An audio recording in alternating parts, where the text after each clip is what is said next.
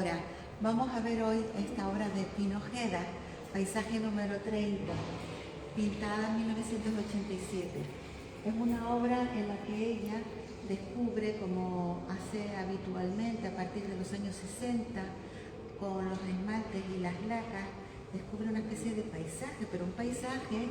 que, si lo vemos bien, nos resulta muy familiar, sobre todo en los últimos años, porque parece una colada volcánica, una lava volcánica incandescente que se va expandiendo por el paisaje. En este sentido, Pino Ojeda,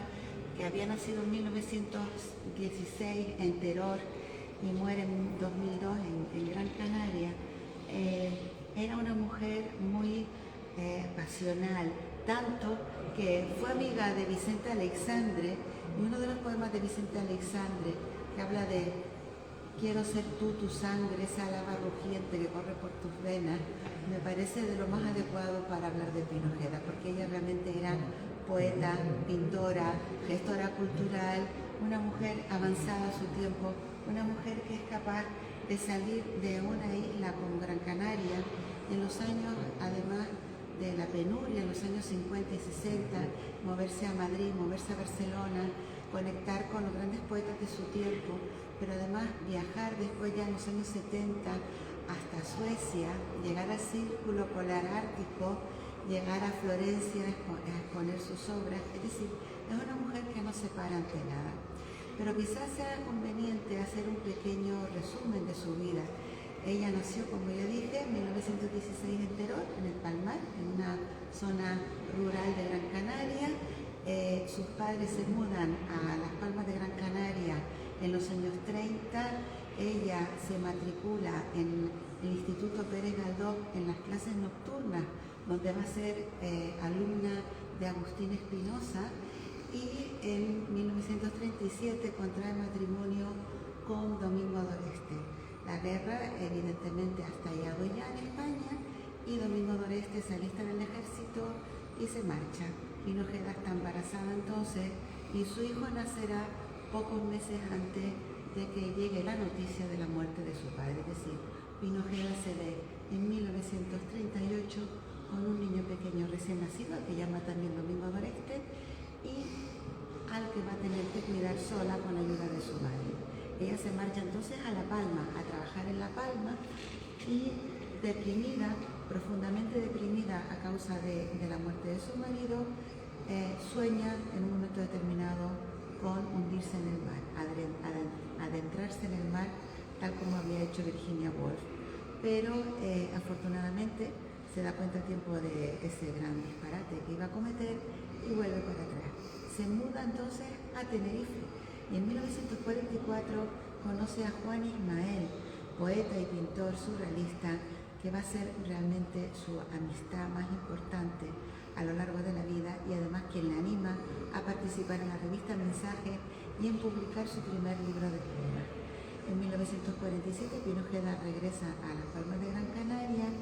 consigue un trabajo aquí, consigue una casa, se instala definitivamente en la isla y empieza a asistir como alumna, posiblemente una de las primeras alumnas de la época, a la Escuela Luján Pérez. Son clases nocturnas también porque ella trabaja, pero ahí aprende a pintar y además traba amistad con Felo Monzón y sobre todo con Plácido Fleitas, porque ella siempre dijo que una de sus asignaturas pendientes era la escultura.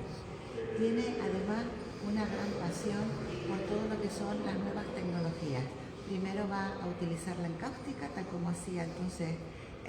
Juan Ismael, y luego va a empezar a trabajar con la témpera y finalmente, como decía antes, a principios de los 60 se inicia con el uso de los esmaltes y las lacas, que es ese ejemplo que vemos aquí. Por eso esos cuadros de Pino Ojeda, a partir de los años 60 hasta los años 90, que ya con la invalidez no puede seguir pintando, tienen este brillo, esta densidad, esta luz casi nocturna que emanan sus esmaltes. Es de una belleza absolutamente conmovedora y siempre va a ser una mujer que trabaja en los límites de la percepción, tanto de la figuración, prácticamente no la utiliza, pero sí de la abstracción, y después con los límites de la tecnología. La tecnología le permite mucho juego. De hecho, es tan interesante esa curiosidad que tiene Pinojeda por todo, que cuando, como acabo de comentar, la invalidez, la falta de movilidad debido a la enfermedad y a la edad le impiden seguir trabajando con los esmaltes, va a hacerse con un programa de dibujo en un ordenador, posiblemente de los primeros programas de dibujo que existieron,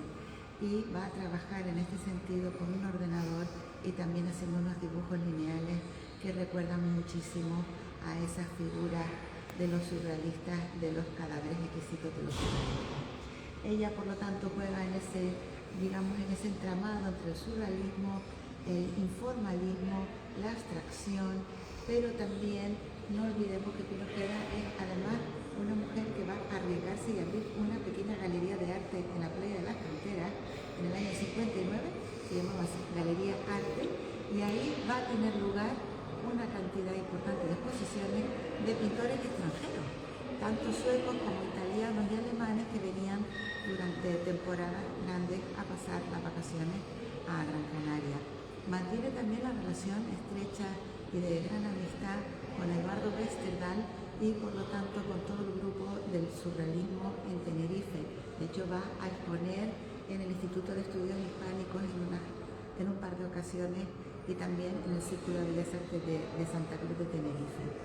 Es además una autora prolífica de poemas y participa, por ejemplo, cuando Planas de Poesía se publica, participa con sus poemas, y cuando Manolo Millares crea el grupo LADAC y hacen la primera exposición en el Museo Canario en 1951, Pinojeda participa como poeta con una jornada literaria, leyendo sus poesías. Es decir, es una mujer que va a estar siempre en la vanguardia y siempre va a estar, digamos, llenando su vida de acontecimientos grandes o pequeños, pero que hacen que sea esencial para entender la historia del arte en Canarias en el siglo XX.